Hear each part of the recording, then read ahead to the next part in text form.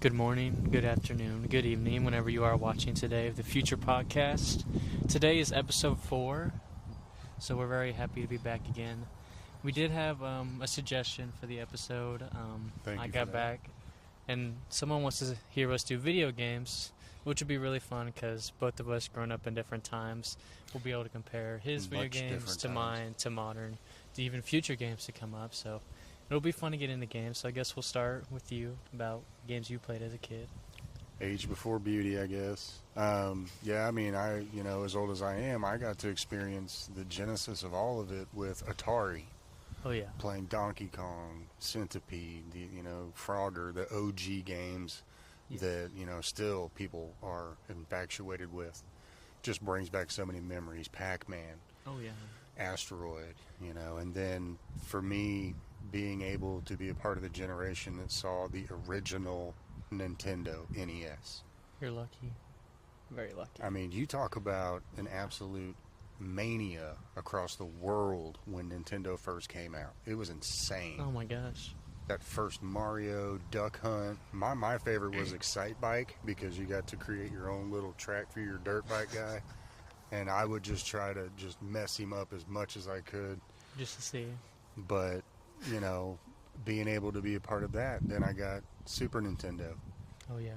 Then Sega came out. Then you had Sega CD. Then you had Nintendo Cube. Then you had first PlayStation, PlayStation 2. And I got to play all of those and see the true evolution. And then going into their generation and seeing how spoiled y'all are with the technology and how cool some of them are. What I love is how Nintendo, they're so good at making video games. Their games are just continue to evolve with the technology rather than staying the same and never upgrading or anything like that. Yeah. I mean, Mario's a big example. It's probably the biggest game that will ever exist. I think so. I mean, you can't go to anybody and they will not know Mario. It's like everybody knows what it is, what the point of the game is. So it's just really cool to see like the original Mario compared to now, like what they have on the Switch, where you can play across different platforms with each other. So it's really cool. Did you hear that it's been rumored that it's not It's-a-me Mario, it's Itsumi Mario, because the game is Japanese, and Itsumi in Japanese means super. So he's saying Super Mario. So this whole time I thought it's a me. That's what everybody's been thinking. Because like I he's heard Italian, that recently. so Yeah, it doesn't, but it blows your mind. One of that Mandela effect things. You're gonna go back and now that's all you're gonna hear. Yeah, you're gonna go back, watch a bunch of videos from the original game, and be like, "Yep, I hear Super Mario." I can hear it now. Thanks a lot. Ruined my whole childhood in that one sentence. It's funny. It's just I don't know. I really like it. Pac-Man 2 is also like it evolved, but it did it in a completely different way, where it almost stayed the exact same, but the way that they just did the game is like it's appealing to everybody no matter what. Yeah. And that's more of the arcade feel, because the only time you really played Pac-Man as a kid, I feel, was when you went to the arcade or like the few restaurants that had the arcade machines in them. Yeah. So it gives that little bit of nostalgia. It makes you feel like you're acting like a kid again this summertime. See, I feel like that's where my generation was spoiled, because we had full-fledged arcades everywhere. And I mean, there was nothing like taking $10 worth of quarters and just staying all day long. Because each game was only one quarter, so it's like, you had Street Fighter. Are you kidding me? Oh my gosh, that one too. Mortal Kombat when it was on there. Oh my gosh. There were so many good arcade games. I've tried to play Mortal Kombat and Street Fighter on the arcade, but it's like machine. So it's like it would have been nice to play it on a machine that was like taken care of and like full effect. Yeah. I definitely wish I could have been a part of that, because it feels more involved. Any viewers out there that want to donate an arcade machine that they no longer need, and we'll play it live and give a live reaction to a classic arcade game, that'd be fun. We could hook it up and we could just Somebody out there's got one they don't want anymore. And I'll play anything. Yeah, it's fun. It is fun. But I really like that's what's great about video games is I find that it doesn't even matter if you're good at it or not. Exactly. It's almost more exciting, and you almost start giggling when you're screwing up, because you're like, what am I? Because I feel like that's the point. Like whenever I walk into a video game, I want to learn as I'm going. Like I want to get better. Like it's nice. Like certain games nowadays, like it's really good to be like perfect at the game, because then you win and like you get rewards. But like when it's a storytelling game, I like how you progress. You get stronger, you evolve. The armor gets better, the weapons get better as you go further into the story.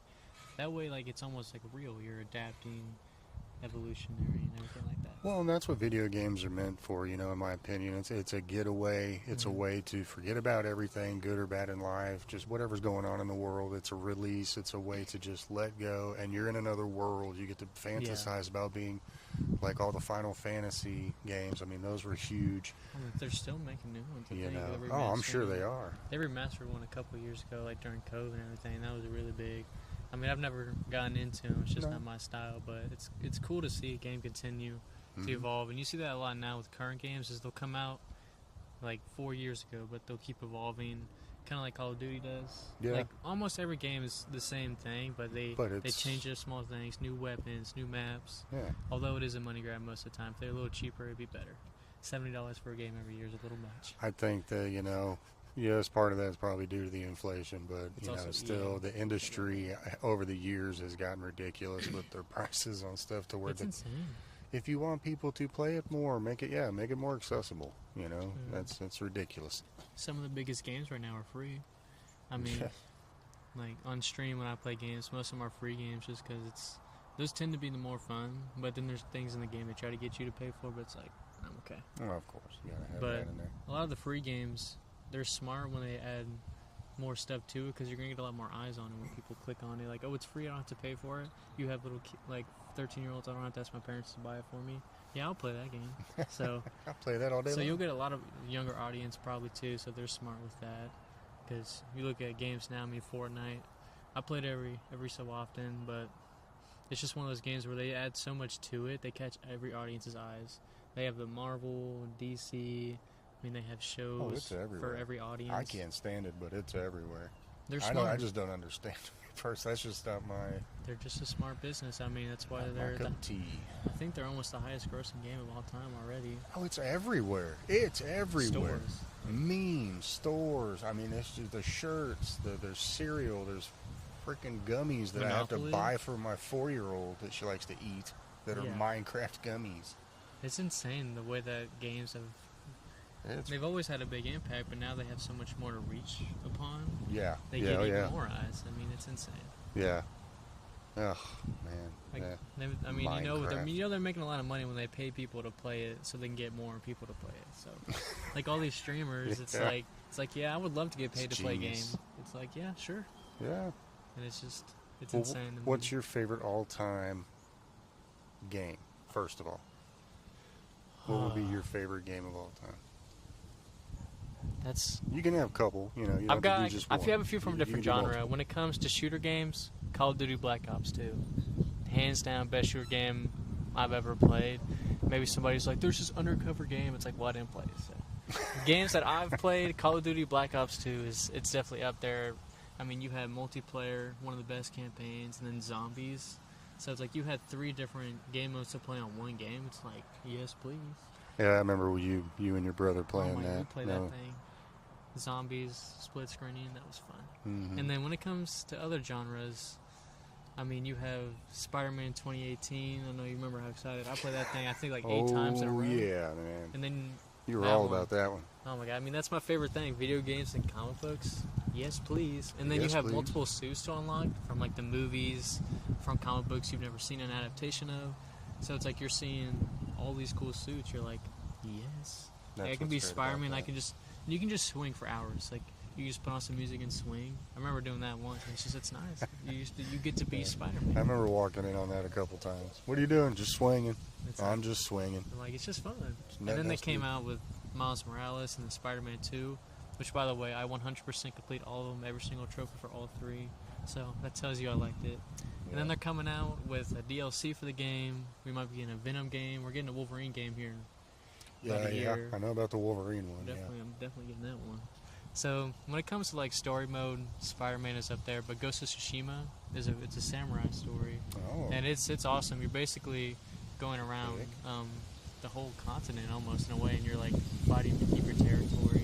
It's a really good story as well. It's like that's what you like to see. Not only does the game have to be fun, but does the story make sense? So it makes you want to progress more. Yeah. Because he's fighting to save his family and everything, so it's like you're going for something, so it all makes sense. And those are my favorites. I mean, Minecraft is definitely up there. That's like my childhood favorite. Yeah, I know. So that one's got a special place in my childhood because of what it was. Minecraft. I'm just that's probably because as a kid I loved Legos, so that was my only way to put both of those into one. Is like get to build whatever I want. Yeah. So it's a lot of creativity. I mean, now Fortnite has a Lego mode, so it's literally Lego and Minecraft mixed together. Oh wow. I just don't like the format of the game. That's the only reason I don't play it.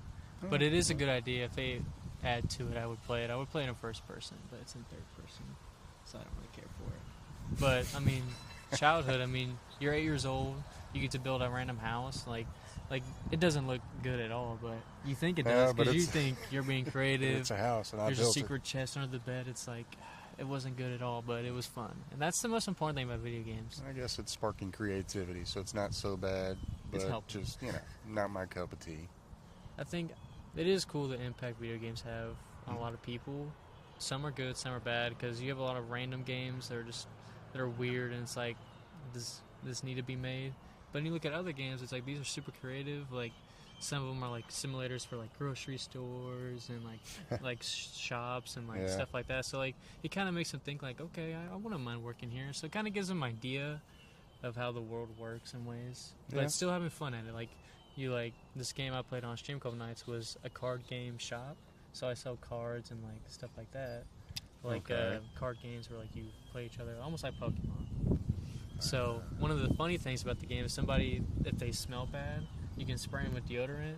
So it's just like they're having fun with it. It's like it's a real life job. Don't we all wish we could do that randomly during the day sometimes in public? Like, wouldn't that be funny to watch somebody and you're just like, shh, you stink, dude, you need this. Please so it's help like us. They're having fun with it. They're poking at it. It's a real life situation, a real job that a lot of people find boring. But why not play it on a game and have some fun? Just kind of poke at reality every so often. Yeah. I'm sure you would probably crack up if you watched it. Oh my god. Yeah, I probably would. I find random stuff like that pretty funny. But I don't know. I go back and I feel like that's a good thing about video games. There's so many new games. It's hard to decide like what's your one favorite all time, because then you have all the God of War games. Those are amazing. I finally played popular. God of War 2018. I think it was last January, February. I played it. I had a week off, so that whole week I was playing that game, and it was fun. It was really fun because I haven't got to do that in a while, and that makes you feel like it kind of disconnects you. It makes you relax and kind of step away from all the stress and stuff. And you're like, I get to play a game as Kratos throwing an axe at frost giants and stuff, so why not? It's fun. Feeling like Thor taking down a frost giant. I mean, you did fight Thor, so that was fun. Yeah, those are good picks. But I think that's enough for me. What's your favorite games? Well, being is that I have a very extensive, lifelong history. I'm not going to say how many years. That will be a secret we keep for right now. But as many systems as I've gotten to play on, and through all the evolution, yes, it is hard to pick just one. But I'm going to throw out, got to have OJ the first Super Mario Brothers. Oh, yeah. That one, to me, I could still play that today and have fun. It brings back so many memories of when I was a kid on Saturday mornings. When we had it on the Wii, you used to always, have you ever saw us playing it? When we were kids, you had to plan to wake up before your siblings in order to beat them to the TV to be the first one to get to play. Yeah. Because it was play until you die, and then the next person gets a turn. So you may not get to play till 2 o'clock in the afternoon if you're not the first one up. Yeah. And so, so like Super Mario, that one to me, I'm going to say for Nintendo 64, which was probably one of my top 3 consoles, the No Mercy, WWF No Mercy wrestling game. Because that was the first one that you could create a wrestler. That it would let you create the attire, the entrance, the music, and you got to really make your own person. And for me, being such a huge, lifelong wrestling fan, you're like, I get to be very avid fan about it, it was so awesome for me to finally be able to create me and put myself in a game. Like, that was the first time I'd ever really seen that done in a video game. Yeah. So to me, that was just epic. And you ask any wrestling fan that's near my age or around it, because we're not going to say the number out loud, they'll tell you that's one of the #1 wrestling games ever made. Yeah. is WWF No Mercy. I know. I bet you were super happy when me and Hunter started playing those games. Oh, I loved it because we got them every single year. Y'all wouldn't play me after a while because, unlike most parents, I know it might not be a popular opinion, you don't have to let your kids win at everything, okay? They do need to learn that lesson in life that sometimes you lose. That's true. Now, I chose to make it personal that I'm not going to lose at my own wrestling game on my own TV in my own house. That's true. You can beat me in basketball. You can beat me up fake wrestling. You can whatever. But this is my domain. Yeah, that was the one thing. It was like, nah. Yeah, I loved that. It was awesome. Those games were so fun. Even now, like what you can do on the creative characters. Yeah. It's insane. Like you can put yourself. I still play it. I still play it today. I've got 24 in my console right now. Yeah. I want to play the newest one. But I would say third, and this one does it because it is part of just us being close, doing it with his brother, my other son. I love playing the Madden football. Oh, yeah. Love it. Absolutely love Madden football. I love every iteration. I love how it has gotten more and more realistic. It's insane. And it's fun to play. It is just so fun to play. And now that they finally brought back NCAA, I would put that as a tie with that just because. It's so fun. It's such a fun game. Oh, man. And I can't wait to start playing my boys on that one. But, yeah, I would say it's my really an picks. enjoyment because, I mean, you grow up here in the South and we play football every chance we get. I mean, when it gets colder, we can't go outside and throw the football because it'll hurt too much. So why not hook up the PS3? Oh, yeah. Put on Madden in 08. You have to have the game snowing during the holidays, especially when you're from Texas because we don't get snow. Exactly. Yeah. So we have to put snow in the game so we know what it actually looks like. That's true. It looks a little scary to us because we're not sure what it is yet. Because, I mean, we got snow finally past these years. But, I mean, my whole childhood, I think, it never snowed here where we are at. You have definitely gotten a little more snow than I've ever seen around here. Yeah, it's been a while, though. Hopefully we get some holidays are coming up to be nice. A little bit. Maybe we could do one episode out in the snow. What's your favorite console? PS4. And it makes sense. Let me explain. Grew up at Grandma's house. We had the original Xbox, and then at home we had the PS3, so I got to play a little bit of both. Kind of got the normal. But then when the PS4 came out, I think it was a year or two after, you got it for Christmas for me and Hunter.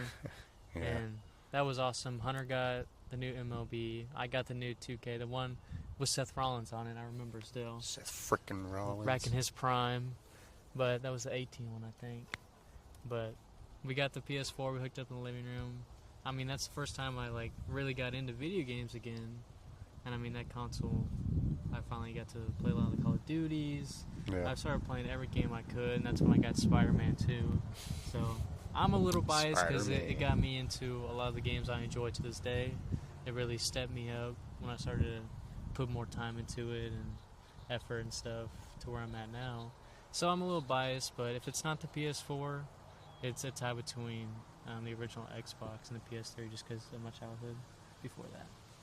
Yeah, that's pretty much what I thought you were going to say. Yeah, that made sense. That was good. Yeah, no.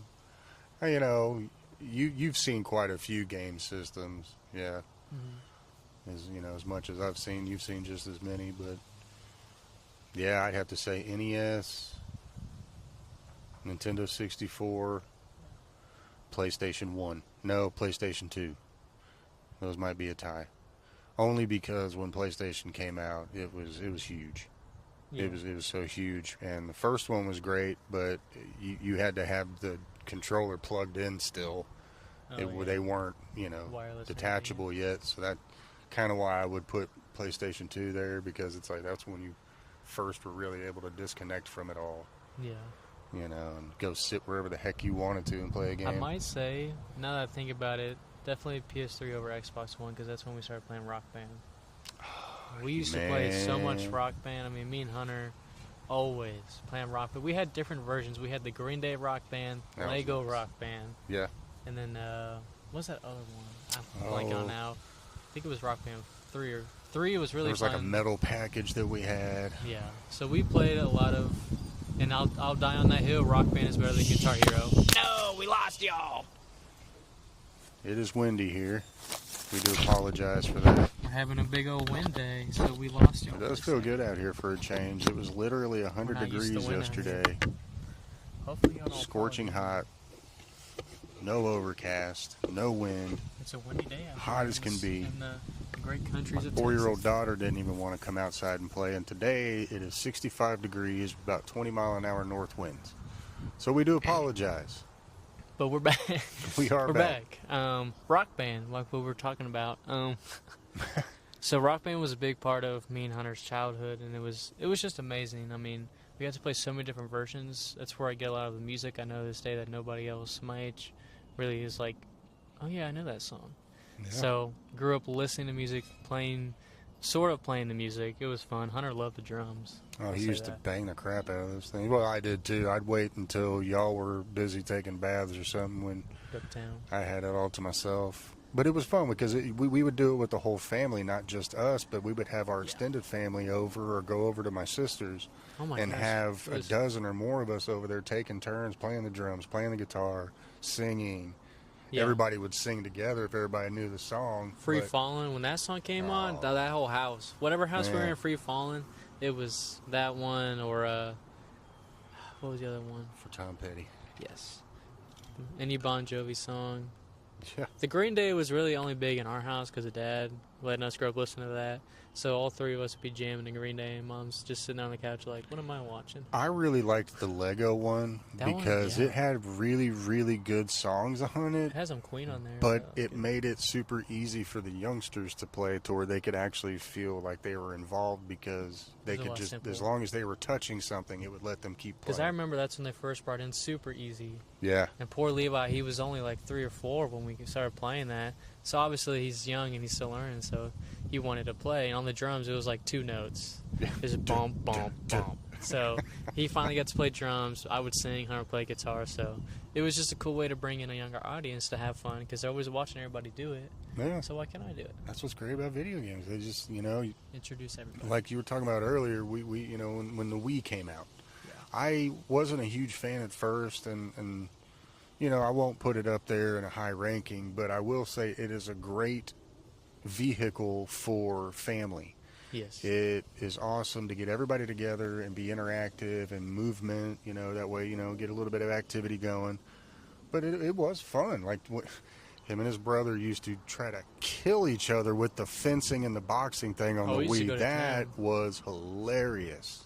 You guys would get mad and be like, nah, y'all almost came to blows a few times. Yeah, we used to get at it at the Wii Sports. I mean, man, we had to stop playing the boxing because we got too close too many times. I thought y'all were going to come to blows. And then the sword one, that one was, oh my gosh, because he was older than me, so obviously he was quicker. And I was like, this isn't fair, because I was only, 6? Yeah. Oh my gosh. The tennis, though, I think that one was an equal game, because that one, you have 2 people on your team always. Because you're the little robot. I love the commercials. They fling the remote through the TV, like, oh! I feel like Wii was definitely the most advertised out of Nintendo, I feel. I mean, the Switch now. Since the OG, yeah. Yeah. Yeah. Because Wii, because it was such a big thing and it took off so much, they're like, let's capitalize on it. And they made so many commercials. I mean, you ask anybody in their early 20s, late teens, like, yeah, my childhood had a lot of Wii commercials. Yeah. And they'll agree with you because they knew what they were doing. Yeah. They did. That's a smart thing. I mean, now you have the racing games. That's another amazing category because, Mario Kart did it where you could buy a wheel, but then they made actual games where you can buy a full, wheel shifts and, pedals. That's insane. It's like, okay, I live in New York. I can't drive anywhere out here.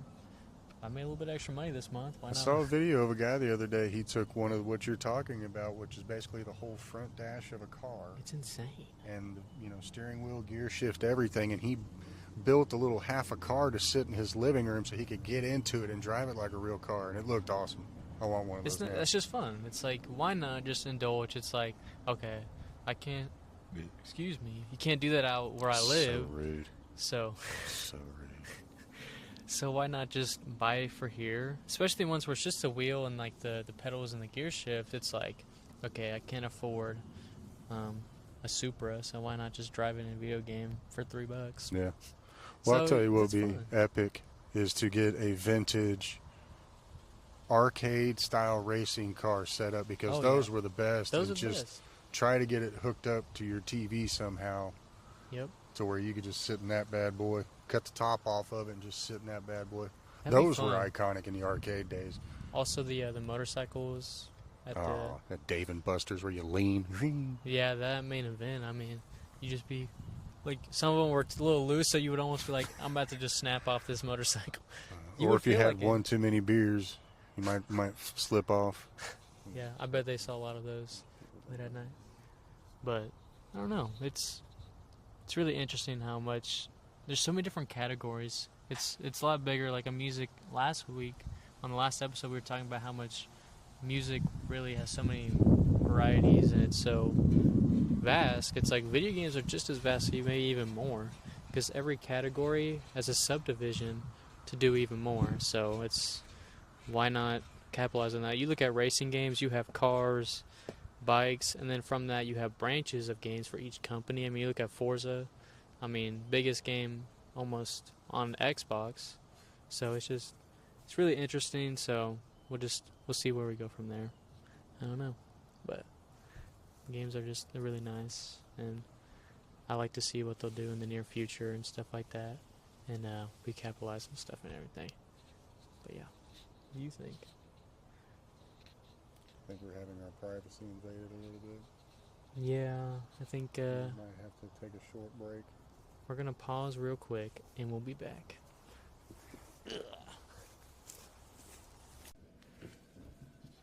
Welcome back, ladies and gentlemen. We had a little interception there for a second. People behind us are just clearing out some stuff on land that needs to go. So it was too noisy, so we came in. That's why he was making a joke about privacy, but yeah. We're back. We're just inside right now, so we're a little bit more warm. But where we left off, I believe we were at motorcycle, like the race car games and everything like that. It's just really cool how they can take something so hard to do in real life, like racing hundreds of different cars, to something simple to where you can enjoy it from home. So I really thought that was a cool thing, especially in the arcades growing up as a kid. I know everybody loves those. Oh, man, they were epic. NASCAR came out with their first one, and you know, there was a line of kids for those arcade games when they first came out. I was one of them. I thought they were just a blast. And it's crazy to see how that evolved too, because now you can, in the car games, you can customize the cars. Oh yeah. So everybody has their own unique car, which is even awesome. You can race people online to see who's better. So that's the fun part, is you're taking it and you're making it so personal and customizable. Everybody wants to play it. Well, when they first came out with like Need for Speed, and everybody was building their Vin Diesel Fast and Furious dream cars, you know, everybody had the dragon tattoo coming down the side. It's like, I saw that one 5 minutes ago, dude. Yeah. But those are even fun because, I mean, and that was one of my other favorite games because I played it differently than everybody else, was some of the Grand Theft Auto games. I never played the storyline modes. I just loved stealing the cars and driving around, getting the cops to chase me and create as much chaos and havoc as possible. That's true. It's a fun. To me, that was what the fun part of the game was. I didn't play the first 4. I only played the 5th one because that's by the time I got into games and everything. But, I mean, what they've done alone in that 5th one is insane. 15 years now. Oh, yeah. And they're making the 6th one. It's supposed to be coming out. That's what they keep saying. It'll come out when Blade comes out. Yeah, which is never. So hopefully that one comes out soon so we can kind of see where we can go with that one. I'm really interested to see how, because it's supposed to be a lot more realistic, the graphics and everything. So I'm interested what the story's going to be in that one. But another big game series that I know a lot of people love is the Assassin's Creed. Up until about the last 2, before that, everybody loved every single game. I mean, they've done so many different storylines. It's like, how are y'all still coming up with stuff? Well, and I think because of the origin of Assassin's Creed is how they can put him into different time periods to do these assassins. That's what makes it capable. That's what makes it interesting, is you can literally stick him or her in any time period and take out a major world leader or major influence or somebody that can affect what's going to happen in the future. And it's insane, especially the ones that I really played were the ones where you went back to Egypt, like the first 2 like ever Assassin's Creed. So those are really cool to see that, and like the way the map was, all the villains, the weapons were really cool because you're like, you're used to seeing just like the swords and stuff from the normal ones. Yeah. Then you got all these cool spears and shields. So it's really cool how each game was unique in its own way, but they still made sense how they tied all together. What about Prince of Persia? You remember that one? Oh yeah. Oh yeah. Made that awesome Jake Gyllenhaal movie out of it. Yeah. I liked it. I thought it was a pretty badass movie. I thought it was awesome. Pretty cool. It's cool for an action movie. I think me and Hunter played that game until it stopped working. As well as you watched the movie until the DVD stopped working as well. That's how you know it's a good movie. It was a good video game. It was good. The video game I thought was cool because it was like if Aladdin could actually beat you up. Yeah. It was kind of the feel I got from it. Action version of Aladdin. It's a whole new world. And he's over here punching you in the face. Like, you get that's what you get. But that one was cool because all the flips and the parkour and everything, that was pretty fun. Mm-hmm. That's probably why I like Spider-Man as well too, because it has a little bit of that stuff with like climbing on walls. I mean, obviously I think that's why y'all were so obsessed with the Tony Hawk games too. Those were awesome. Because you get to do these things you wouldn't be able to do in real life on a skateboard. Those games were so fun. At least I can't. I don't know if anybody else can. I can't do that stuff. No, I don't think anybody in the family is good at skateboarding. Probably kill myself. It would hurt. I would say that. It would definitely hurt. I'd break some bones at least. But I love what they're doing. A lot of people are being more creative nowadays than horror games. I mean, there's so many different horror games out there. It's unbelievable. Some based off movies and whatnot. I know sometimes when they do the adaptations from movies are not as good because they're trying to live up to something, which is harder, which is why I'm glad they never made a standalone Scream game. Because I just wouldn't feel as good as watching the movies, and it would probably make me upset. I'd be like, what am I watching? Yeah, I mean, some of them you can, some of them you can't. I think the horror ones are great for like the VR. Oh, yeah. You know, if it's POV, you're trying to get away from stuff, fight off the zombies, whatever the case may be. It feels like a movie, yeah. To me, that's the perfect game, besides a roller coaster, to do with VR. Those are fun. You know, I won't say what other people use the VR for. You know who you are, and you know why. That's you. But that's your problem. The games on VR, they're really fun. I played. I mean, I don't own one, but I played them a couple of times. Yeah. They're fun. They're definitely the Beat Saber one. That one's really fun.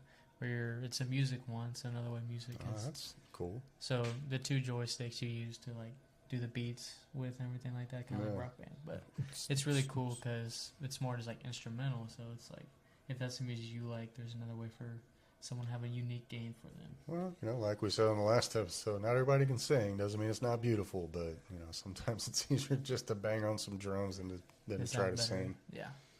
But it's just insane, and I'm excited to see what future games come into this world. And I know they're starting to do a lot more crossovers with movies and video games. Oh yeah. So that would be a cool thing to talk about.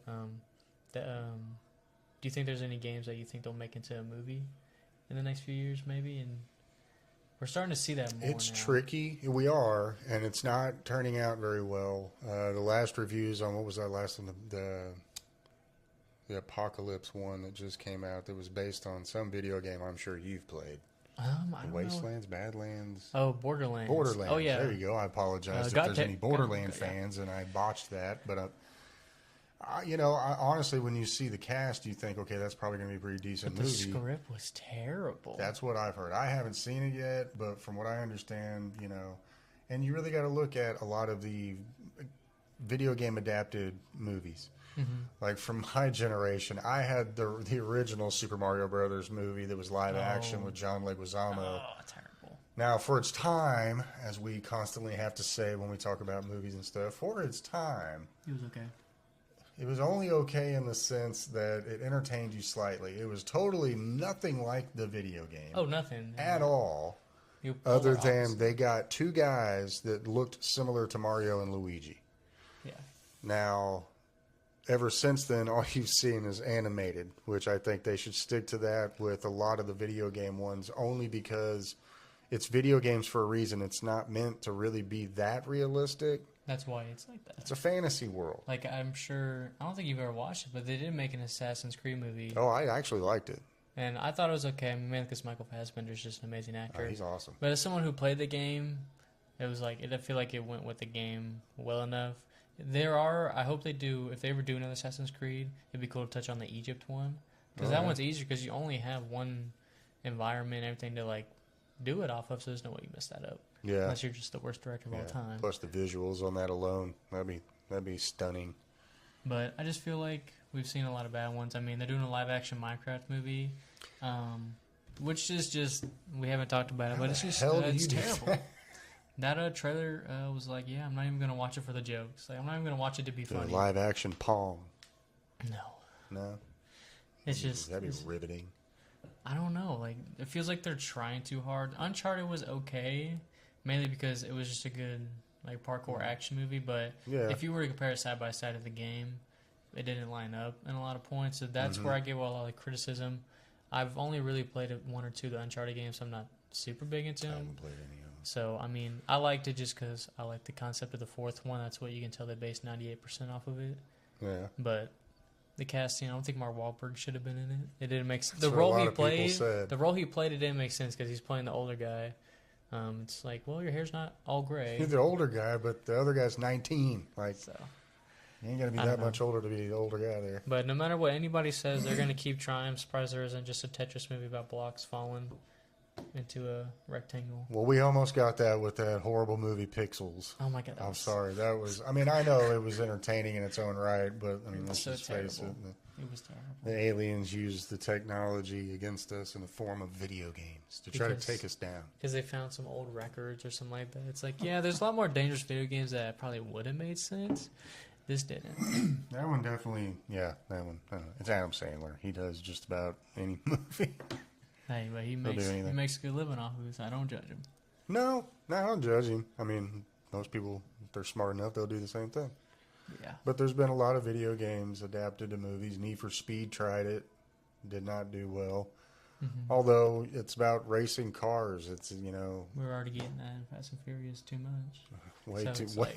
Way too much. Yeah. Yeah. Those are not doing so hot. Yeah, I don't know. If there was one that they were going to try to take and do live, I honestly think Grand Theft Auto would be about the only one you could do. It makes sense. It makes sense for a movie, and just like with the game, look how many genres, eras, however you want to call it, you know, time periods that it's hit. You just do the same thing with a movie. Just find the right actors to fill the role. That's true. I kind of find it funny. I just thought about this right now. The only crossover that's ever worked with live-action video games is sports. Because real live sports are what is possible in the games where, like, you make up these unrealistic scenarios, second overtime between two schools, having the biggest rivalry of all time. So it's like, that's where it works because they're the same sport, but they're so polar opposite of what you do. Oh, yeah. So that's Hail Mary every 3 passes. That's where the movies will try to be too much like video games, and they just mess it up completely. But I feel like Mario did the best because they took it, like, they brought the real aspect in the game, and it made sense.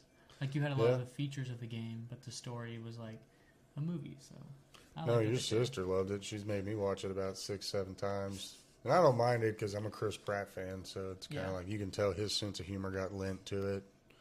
I thought they did a decent job with it. And there again, they kept it animated, which means you can keep that fantasy aspect of you're watching an animated movie. You're not expecting realism. So it's easy to grasp what they're doing and just go with it.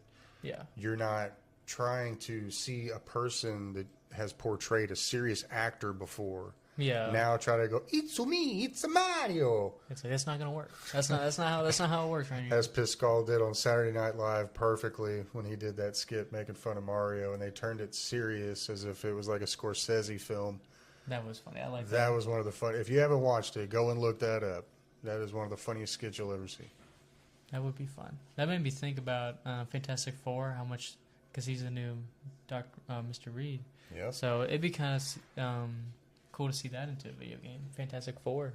I never thought about that. That'd be fun. Well, the only time you really see them pop up was, I believe, maybe, and I don't even think they cut the roster whenever they were doing the Marvel versus Street Fighter and versus Capcom and stuff back in the day. But I think it was mainly the hardcores like Magneto, Storm, Wolverine, Cyclops. Because Fantastic Four, let's face it, they never really got justice done to them in any TV show or movie or anything. No. And so it's kind of hard to get fans behind that and want to see them in the video game. Which sucks because you have diehard fans like us. It's like, we just want proper adaptation, but they don't want to take that extra step to possibly fail again. Because Fantastic Four, like you said, has got a bad record, but it has a lot of them have potential. They just they don't set it up. Well, maybe they screwed up and they should have come out with the game first, and then maybe all these movies they've done would have been better because then maybe those directors would have had something to go off of. That's true. More, I mean, I know there's comic books to go off of, but apparently they don't know how to read them or they can't understand and grasp the story. So if it's in movement for them so they can actually see it, maybe they would grasp an idea on how to make a good Fantastic Four film. You'd only hope. Hopefully this one looks good. They're shooting it right now. I don't know. I'm excited for it. I'm really excited, but it's been a while. I don't count the one they made in 2014. That Fantastic Four movie. We don't count that one around here. That one just...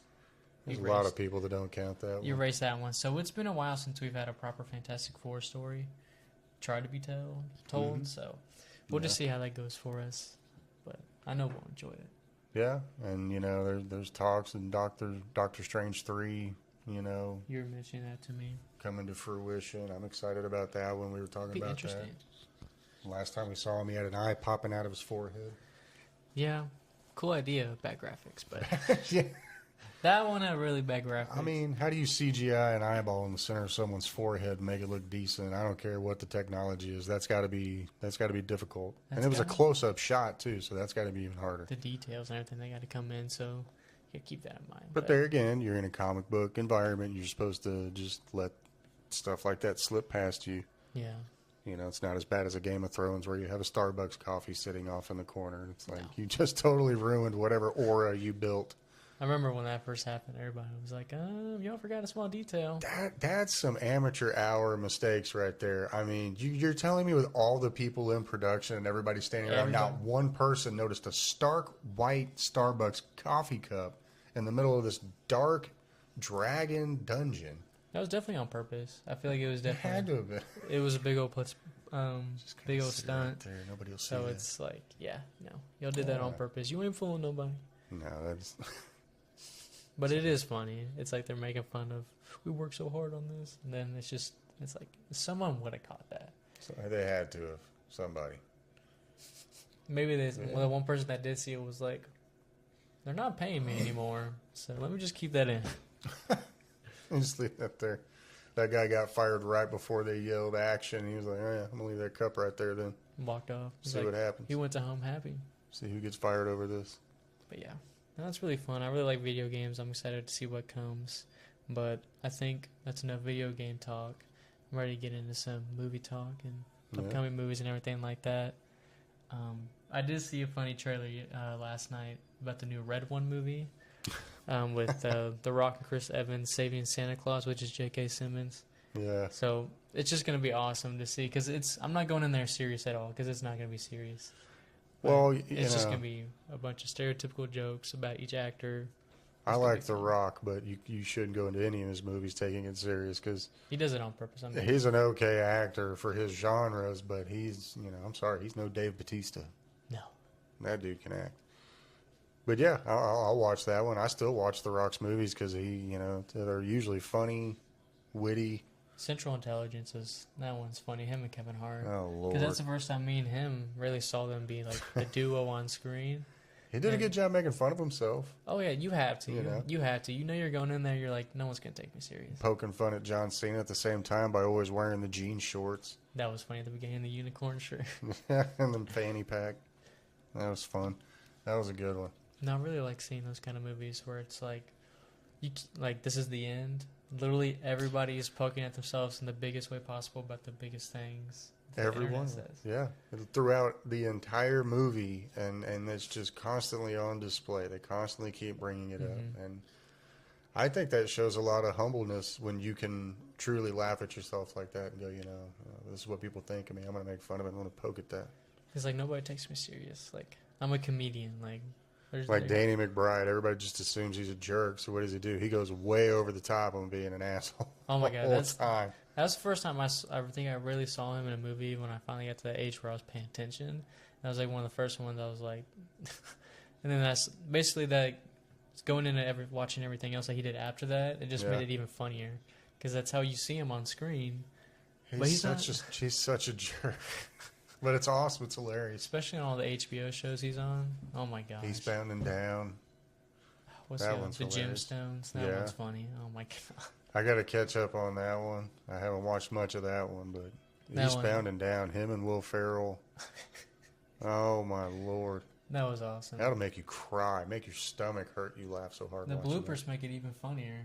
Oh yeah, because they keep breaking character, and you can see it in those shows. Those are my favorite type of shows because you'll see them break character on the camera. I can feel it in my plums.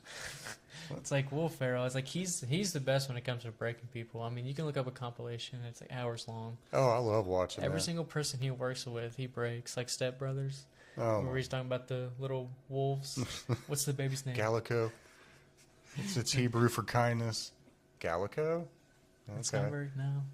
Those bloopers are some of the funniest. I mean, I wish they would do that at the end of CDs like they used to. Yeah. Like all the grown-ups at the end, you see all the bloopers and the post-credits. You see it every now and then in movies. Every now and then. And it's rare. Like Deadpool had that at the end. Like all the flashbacks from the 2000s with Fox and everything. Oh, man. That was awesome. That was a string. I was like, dang, Going back to clean up the timeline. It's just me. Douche, douche, douche. Yeah. It's okay. That's the biggest make fun of you moment I think I've seen. It's like Ryan Reynolds can poke fun at himself very well. That to me, that also shows a lot of confidence in yourself. You know, it's like embrace whatever. it. It's like, yeah, I'm a goofy dude. Yeah, why why not not embrace it? I don't know. I hope they're actually saying along with the Deadpool and Wolverine that those two might be not nominated, but no nominated at the Oscars. Best lead in supporting. If that happens, the amount of pressure that's going to put on the MCU is holy Lord. Yes. It's like, yeah, we finally brought over the one guy that's been wanting to get in here, and he wins an Oscar. And you know he's not going to let that down because now if this comes to fruition, I hope this is my prediction. This is my prediction. Write this down. I told y'all on the first episode of this podcast that I think what would be great for Deadpool is if he took over the Stan Lee role of cameoing in every single MCU movie show going forward. Yes. This can happen. Because then he can poke at it. It's like, yeah, I won the Oscar. I won the Oscars. I can do what I want. I am the superhero. What does he say? I am the Messiah. I am Marvel Jesus. So now he can actually and he truly would be. RDJ didn't get an Oscar. And he could do it if someone's like crying in a scene. He just pokes in and be like, "This is what actually gets Oscars." Yeah, just bring the Oscar with you. Pull that out instead of the sword. Be like, oh, sorry, let me put that back real quick. You know, you start doing stuff like that with Ryan Reynolds. There's another 15 years of Deadpool without having to do a full-fledged, And he just gets to make fun of people. We'll be like, "Yeah, I won the Oscar." And you will have diehard fans go to every single movie, and they will tune into every single show just in the hopes that they're going to catch Deadpool popping up and doing something like that. That would be awesome. Because I would. I think it would be hilarious. It'd be so funny. And he could finally poke at all the X-Men. Yeah.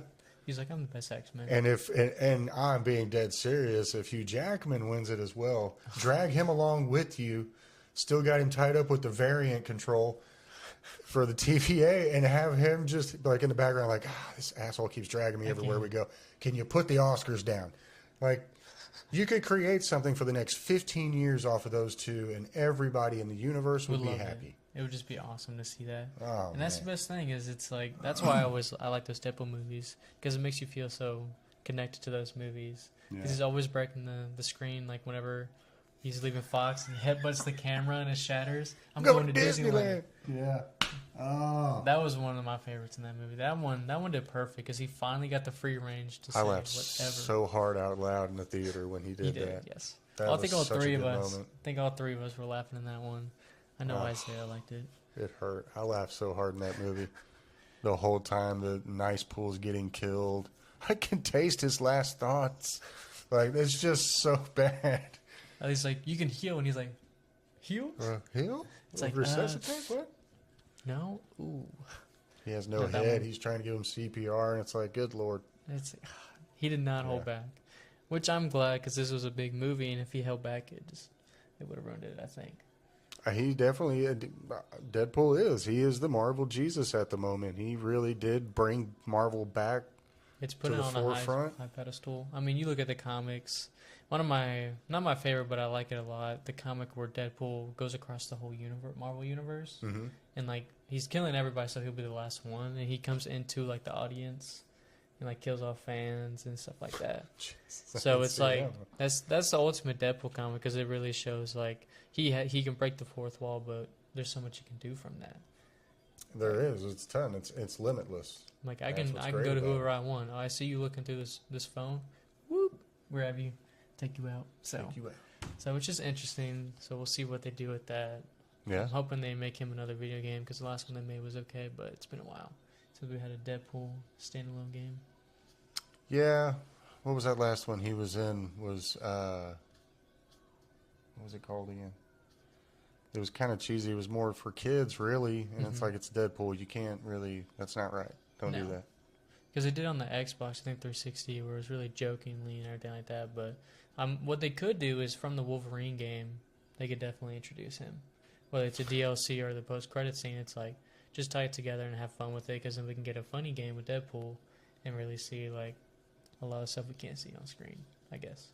Do they have Hugh Jackman voicing Wolverine in the Wolverine game coming out? I don't believe so. I'm not sure. I don't actually know that. That's the one thing I don't know. Just thought of that when you said that, and it's like, huh. I don't think he did because they probably just want it to be separate and want it to feel too tied to the movies. Well, yeah, I could see that. Because he's got the cowboy look going, which would be cool. I'm sure there's some type of rights situation there as well. Yeah, because it is a Sony game. Yeah. So, well, there you go. Hugh Jackman does not like Sony, so. No, I don't blame him. Those two don't. I could not blame him at all. But yeah, I'm really interested to see that. Are there any movies coming up here soon that you're ready to get in there and watch? Yeah, well, we touched on it when we were talking about scary movies the other day. Nosferatu and the Wolfman.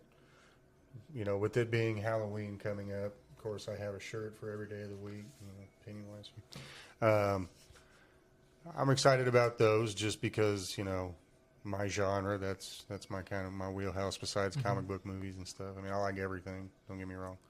Yeah. Man, other than that, I'm trying to remember if any other previews have been coming out that have been catching my eyes. And I think we've talked about all the big previews that are coming out. Everything's been more rumored lately, like, supposed to be coming out. They're supposed to release trailers. Nobody knows how to have a proper release date. Everything's the terrible teaser trailer that's a bunch of clips from the last movies, and they do a dub-over voice that makes it sound like it's a continuing of the story, and it's like, wait a minute. I already heard this in the movie. Yeah, and I already seen that video before. What are you doing? Yeah. No, I don't know. It's just Clickbait. It's interesting. I'm ready to see what comes out soon, but yeah. Have been watching a lot of movies recently because of the holidays. Your poor brother keeps trying to put in scary movies, and of course, Mom won't. Yeah. No. You're not going to get my mother to watch a scary movie other than A Nightmare Before Christmas or Hocus Pocus. Because it's not scary. She's easily scared. She's easily terrified. I promise you. The holidays are a little tricky for Halloween. Yeah.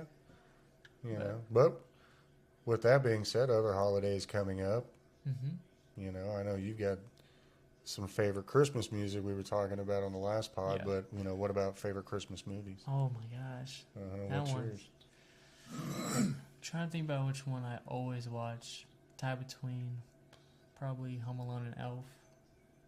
I've watched Elf. That was probably one of the first big Christmas movies I watched growing up. I mean, we actually watched a lot of the animated ones where it was not the clay, but the little figurines that they were moving and stuff like that. Yeah, those OG. Real Christmas movies right there. The ones we only had there for a long time. Yeah. Those were my favorite just because, me and Hunter watched them every year. But when I got to watching real movies, Elf is definitely up there just because, Will Ferrell, once again, phenomenal comedian. So how can you not watch it? That movie's iconic. He literally, that's what everybody calls him, Elf, when they can't remember his name. Oh, the guy that played Elf. It's like, yep, it was awesome. Everybody can watch it. It's a great movie. It's hilarious. Some of the stuff he did, I still can't believe he did. It's like, guy's a genius. Yeah. It's gonna suck to see when he's done, when he retires. That's gonna be. Hopefully it's not for a long time, but you never know. Sometimes they're like, well, I don't need to do it anymore. Like even in the Barbie movie, he has such a small role, but he was Will Ferrell, so it was entertaining to see him. But sometimes it's his smaller roles that are better, like in Old School, where he barely pops up at the end. He's like, "What do you want?" Almost nunchucked you, and you don't even know it.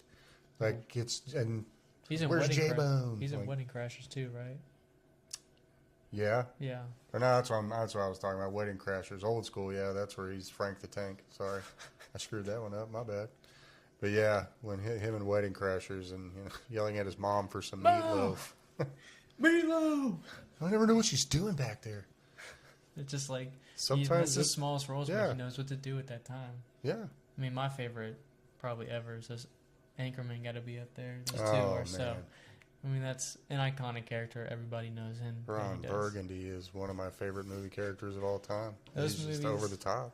When me, you, and Hunter are watching movies and that one comes on, either one of those two, it's just we crack up every time. It's Smelly funny. pirate hooker. Yeah, he and to watch the bloopers from that one, I don't know how they ever finished filming it. I don't know how people finish some of these movies. I'm like, how did you hold it together? Poor Paul Rudd. He cracked up almost every scene. Oh man, that's how you know they're having fun. Though that's how you know, like, yeah, this is gonna. Whenever they're having fun, you know it's gonna be a good movie. Yeah, and like, when you're having fun, how can you not? That's enjoy what it's all about. Exactly. That's why comedies are high on my priority list with my genres. It really is like horror movie, comedy, then like MCU. Comedies, it's up there because there's so many. I mean, legendary movies. Tommy Boy is one of those. That's legendary, but that's also legendary to a younger crowd. Yes. It's a good pick. It is a good pick. It's a really good movie. I Make mean, me feel old as shit right now. Me and Hunter, we love watching that one. That one it's a cracking up the whole time. It's hard not to laugh at Chris Farley and David Spade. They're funny. The way those two ping pong off each other, like Laurel and Hardy. I know you don't remember them, but it's Laurel and Hardy. They're funny. It's hard to beat that. Whenever especially when they're friends, like a lot of people in the comedian aspect are really close friends. Mm-hmm. So it's like actually like buddies making a movie. Why do you think Adam Sandler always has his friends in the movie? Because he's funniest with them. Well, and apparently he made a deal with them because they all got fired from Saturday Night Live back in the day. Unjust, in my opinion, because they were all the people I tuned in to watch. Yeah, everybody liked. And clearly that it was correct because look at how big of movie stars all of them became, successful they became. Yes, Adam Sandler helped them out, but if it wasn't for Adam Sandler or if it wasn't for those guys doing their job, the movies never would have been as good as they were. No. Because kind of like when we've talked about past cast members and this and that, when you take one person out of some of those movies, they're not as funny if you think about it. No. I mean, you look at Grown Ups 1 and 2, they weren't all in the second one, so it wasn't as funny. Yeah. The first one was 10 times funnier. I totally agree with that. The first one had all of them together, and they were just joking around. And you get like they were laughing in the movie, like that was their real laughing. So you're like, they're having fun. And the sad part is that the Kevin James role was meant for Chris Farley. That makes Adam sense. Sandler had that movie written quite some time ago, and him and Kevin James are friends in real life. And he fits the role really well. And I love Kevin James. I think he's hilarious. I think he's great. I mean, he's a great serious actor. He's a great comedian. Hell of an athlete. His stand-up's hilarious. He's just entertaining all around. Yeah. But you can definitely tell, now that you mentioned, I can definitely see that was meant for him. Chris Farley would have been amazing with the rest of those guys in that movie. Especially see Sandler, Farley, and Spade. And Spade and Chris Rock. Schneider. Maze. It's amazing. That probably would have been like one of the best comedy movies of all time. Probably, I guarantee it. I guarantee you. And it's no disrespect to Kevin James whatsoever. No, it's still a great movie. I mean, and because he helped lend to it, the first one was such a success, they gave it a sequel.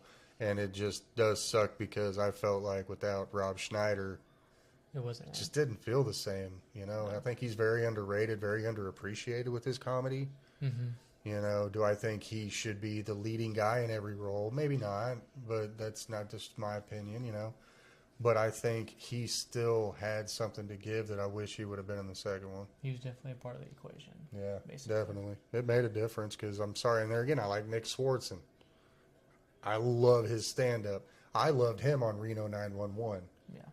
As Terry, the rolling skating prostitute. Yeah. That was hilarious, but I just felt like for him to come in randomly, because I don't remember him in the first one at all. No, I don't think he was. No, he wasn't in the So first they just kind of like threw him into the second one, and kind of as if we should have expected him to be there the whole time and just step in for Rob. And it was like this. I don't know. It was really weird how they did it, and I think that's kind of why the second one, while it was still enjoyable, Not as much. Wasn't as good as the first one. Wasn't as good as the first one. He's definitely the best one when it comes to making fun of himself. Every role he does. Oh, absolutely. And it's like, hey, why not profit off of it? Absolutely. Why not? You want to pay me to act like an idiot? Why not? I'll be the biggest idiot you've ever seen. He's funny. How many zeros are on the check? I like to see him on podcasts. Oh, man. He's funny on those podcasts. Yeah. Anyone he's on. Brutally honest. He talks about one where he was at a pub watching a Vikings game and he was fully decked out. And he said he was so mad because the last kick of the game to win, he missed a field goal. And some guy said something. And he was like, I've never been so close to beating somebody up. And it's like, that's something he would have done. It's like, oh, yeah. It's like, yeah. I believe him. He's a strange individual, but he's funny. I give it to him. Oh, yeah. Yeah. But no, comedies, man, they're fun to watch. We were watching Spaceballs the other day. I don't know if there's any Mel Brooks fans out there. There again, classic comedies for me are a little bit older than for my son. Little Giants is funny too. Yeah, we were watching Little Giants the other day. You want to talk about classic family films? Those are some of the best. Movies are fun. I can watch just about anything. My movie collection's insane. I've got over 1,000, I think. Last time I counted, about 1,300 movies. Like, I love talking. That's why we're doing all this, because we love talking about it. But the movies, some of the movies I've seen growing up, like some people, like Little Giants, I guarantee any from my graduating class, none of them have probably seen it. The annexation of Puerto Rico. Little Giants, I totally forgot about it. Hunter brought it up yesterday when we were at dinner. I was like, oh my God, we watched that movie so many times growing up. Yeah. And you realize, you're like, yeah, I watched a lot of movies, which is awesome, because it's like your horizon is widened by a long shot. Yeah. Because it opens you up to just enjoy anything. Yeah. I really like that. Well, and it's a wholesome movie, and we tried to get y'all to watch things that, kind of give positive messages, because, not to say that we coddled or anything, but it was just... It was a natural way. Some of those movies, like the Mighty Duck films. Oh my gosh, amazing.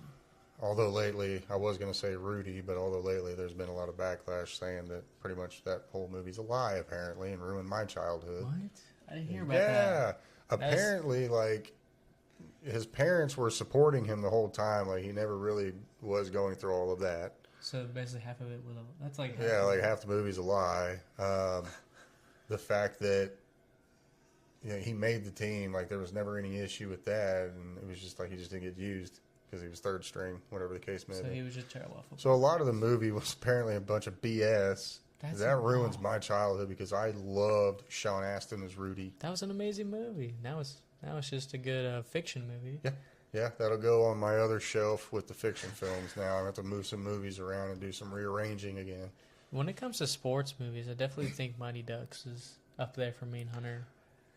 It's one of my favorites. When I was a kid and the first one came out, I loved it. And Emilio Estevez, there again, not enough credit. No, he's had Breakfast Club, one of my favorites. That's a great one. Any John Hughes film, I'll watch. That's true. But yeah, Emilio Estevez, oh my gosh, he'd make you quack like you thought you were in the crowd. Remember that movie got me Hunter into hockey, and we had the hockey goal in the garage. That movie got me into hockey. It was just a fun film to watch as a kid. And that's a good thing with certain movies. It's like it can inspire you to do new things, but good things. So it was like the Rocky films for kids, the way that in one movie they're trying to beat their local team that's, like Apollo Creed. And then in the next one, they're trying to beat kids in the Olympics, just like when he was fighting Dolph Lundgren, and it was kind of like the same aspect of Rocky, what they did, where they're the underdogs, teaches you to stay persistent, to do the right thing, train hard, and there's always challenges along the way. Like the first one, they beat those people, but then the next movie, it got harder, a better team all around. So it shows you that each movie like that, they progress. Like, I won last time, but it isn't the final battle. There's more to come. So get stronger, get better, learn, and adapt. And it's like, I really like that. That's a good story with those movies, because not only does it make sense to carry it on like that. I mean, Rocky went on for too long, but sorry, I have to do my Stallone anytime anybody brings up his name. I just can't help it. No, he should have stopped. But those movies, the first few, like 2 or 3, are really good, because it's like you see him progress and he gets better and better. Yeah, but that's just life. And you see that in the Mighty Ducks movies. You see him go elementary, middle, high, and then college at the very end. I don't think they should have made that show, Nah. They just try to take something. There again, yeah, they were just taking some. Nobody wants to do anything original anymore. Nobody wants to have an idea. It's easier to just try to recreate, rehash something that somebody else has already done. That's why lately M. Night Shyamalan hasn't been doing as good, but I like how he's always doing something new. I'm a huge M. Night Shyamalan fan. Well, at least of his first stuff, his early work. You know, I got them hooked on him when they were young. Movies like Signs, one of my favorite movies. I think he was great at that. The Village. That one's really good. The ending is just messes with your brain. Plot twist like crazy. Won't give anything away in case anybody hasn't seen it, because those have some of the biggest twists. You know, I don't mind giving away spoilers on mainstream movies that have been out for a little while, but if we're going to talk about stuff maybe a lot of people haven't seen, let them figure it out. Let you look it up. Those movies are really good. So most of them I think are on HBO. So if you have that, feel free to go watch that. It's really fun. The Sixth Sense. Very good. I mean, that's probably my favorite. I think everybody's seen that by now. Hope so. There's still people that, like, he still says don't spoil it because he's like, you never know. That's because that's his treasured movie. I think he talks about that one. That's in my top probably 15 movies of all time. I mean, because to watch it for that first time and not know anything about it. Oh my gosh! And when you get done watching it, you better hope someone's there with you so you can go, okay, now hold on. I'm not the only one that thought something else this whole time, right? You have to validate your sanity after watching a movie like that. You're like, okay, so we both saw this. Okay. This happened. Okay. I'm an idiot then. But it's just, it's interesting, which that's what we need more now. Because right now it's just action movie, terrible horror movie. That like Terrifier 3, why was that made? Why? It's like, can you give me something original? Like, okay, you made 2. I think we're done with this. Like, it's a cool character for people who like it, I guess. Done after the first one. It's just like, let's widen her, because it's just like all these other indie horror movies. It's like they go for just insane gore and stuff like that. It's like, be original, have a unique story that is maybe similar to something, but don't make it identical, don't mirror it, kind of base it off of that sort of thing. It's be original, because then you actually get real fans and you interest people by your work. But it's also artistic expression in the fact of how you're shooting it. It's camera angles, it's still frames, it's shadowing, it's you know, if you look at like Stanley Kubrick with The Shining, he took a simple scene of Jack Nicholson chopping down a bathroom door with an axe to try to kill his wife, and because he would show one side with Jack Nicholson swing, and then he'd pan to the other side, you'd see the axe coming next to her head as she's eyes wide open freaking out, and you're like, so you take something simple, but if you shoot it the right way, sometimes it's more impressive to do that than, just show me a bunch of blood and guts flying everywhere. Oh, but you can see it looks like real intestine. Like, why? Okay, but why do we need to see that? What's the point? That's not really scary. That's just gross. Yeah. It's like, that's just disturbing more than anything. Like, you okay? I don't want to throw up when I watch a movie. I'd rather be terrified. I'd rather have goosebumps and have cold sweats, maybe a nightmare or something. It's like, hey, maybe I shouldn't meet that kind of person later in life. Yeah. Kind of like, don't get to know them. Something bad will happen. But no, that's definitely where a big side of my horror is like that, where it's like, if it's like, that's why I don't like the Saw movies anymore. It's like, the first one I liked because it was such a unique story. Like, what is going on? But after that, the second one's okay. Second one's okay. Had a couple good moments. It tried to follow behind, but it was trying to be more mainstream. Her digging through the needles. Oh, that was... Oh, gosh. Was one of the best horror movie scenes I've ever seen in my life. But that was also probably the apex peak of that second film and the Saw franchise. They should have stopped. They ruined it. Yeah. I think they have those fans that they say they are. It's like, well, maybe you just watch them and now you feel like you have to watch them. Well, I look at you like I would look at a Fast and Furious fan and go, well, that's not the best. We're not all the sharpest tools in the shed, are we now? But you have fun with your movies, and we'll have fun with ours, and just stay over there. We just don't need 12 of something to enjoy something. That's where it's like, let go of that character and find somebody else you like. That's just too many of them. That's too long. And the Terrifier is getting too many fans. Y'all need to watch real horror movies. Stop watching. That's just disturbing. Okay, let's move on from that movie. Please. But I don't know. Same thing with action movies. There are different adaptations of action movies. There's good and there's terrible. I mean, like you're saying, Fast and Furious. The 80s. Yeah. the fun times in Hollywood. Half of the 80s. Everybody had a good idea. Action movies, every now and then you'll get that good one where it's like, okay, it doesn't look too CGI, if that makes sense. Like, the explosions aren't over the top. I liked the Expendables franchise. And John Wick.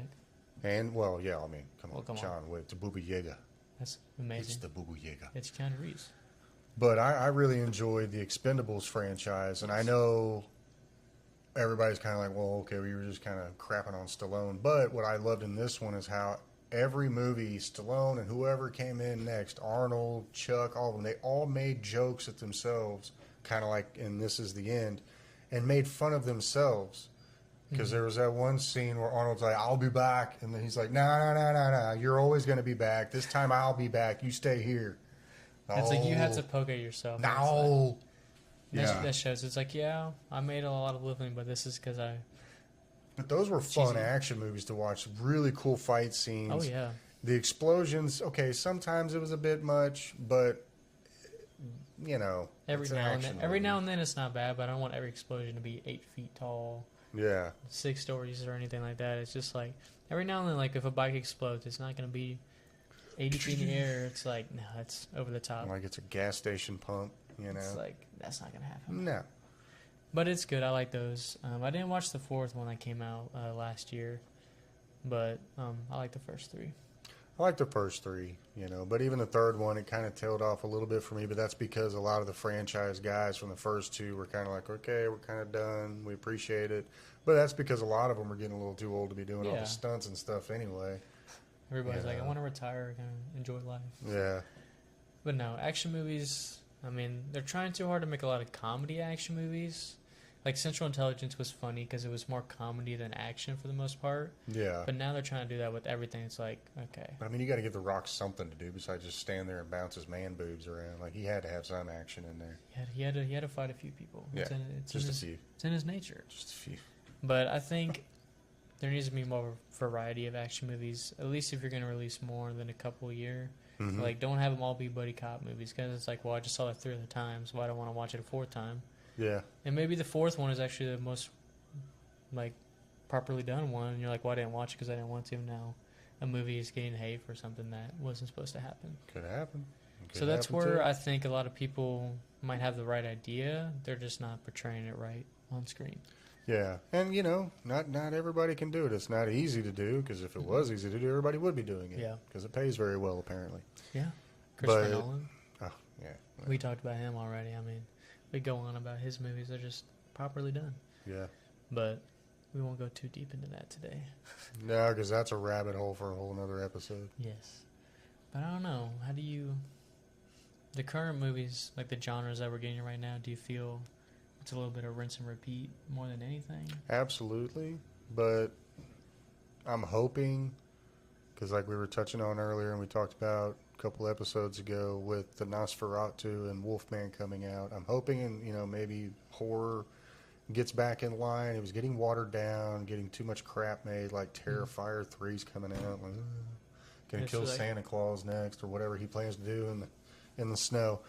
And yeah, but you do see some, you know, like recent ones like with Oppenheimer, you know. Oh my gosh. That was a good movie. Phenomenal movie. Won a bunch of awards.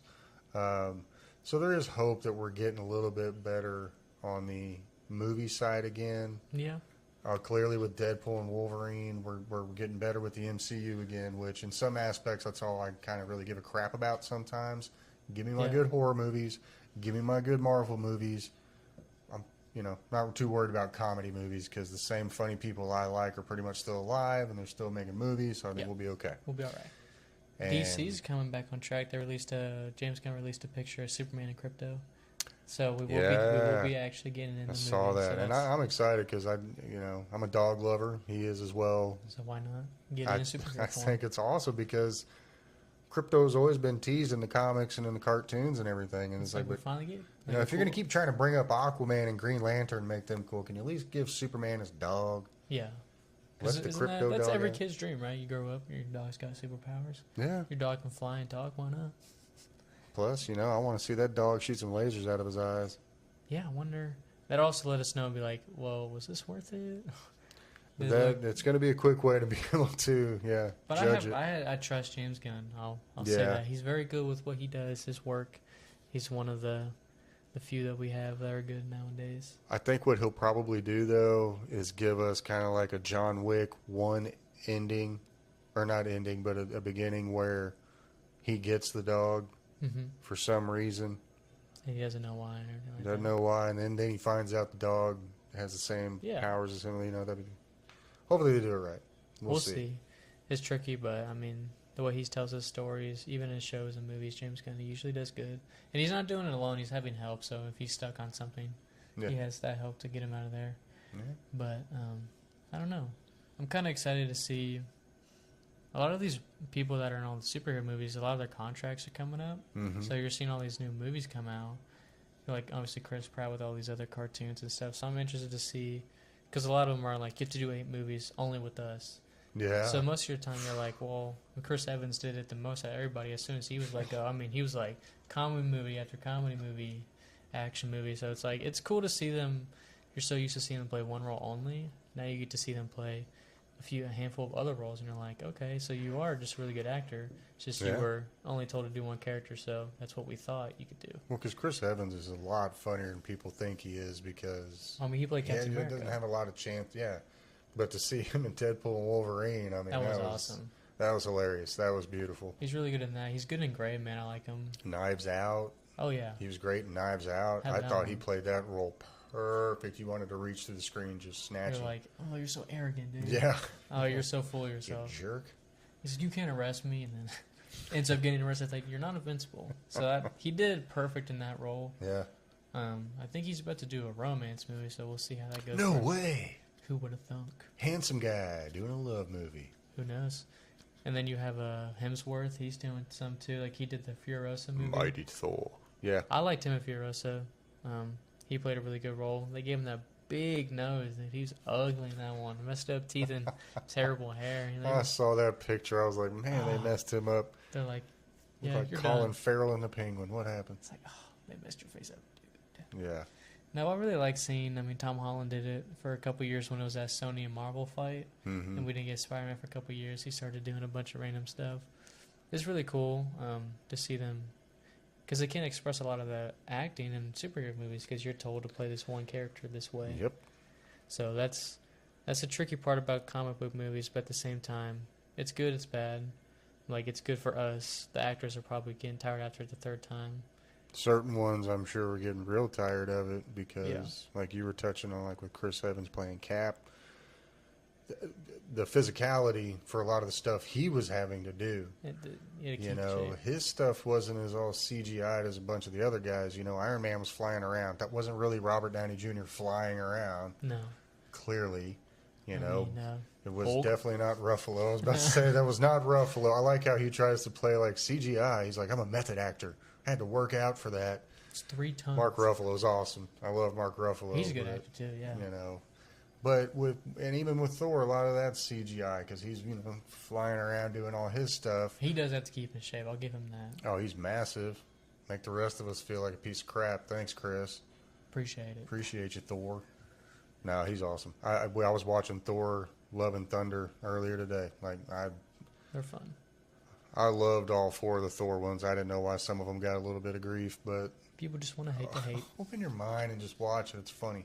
It's based off of drawings in a book. That's not real. It's not real. It never actually happened. And the soundtracks for each Thor got better and better. And I loved it. Oh my gosh! Because clearly the first 2 are more, traditional, because they were kind of basically origin stories of Thor, getting us familiar with all of his history and stuff.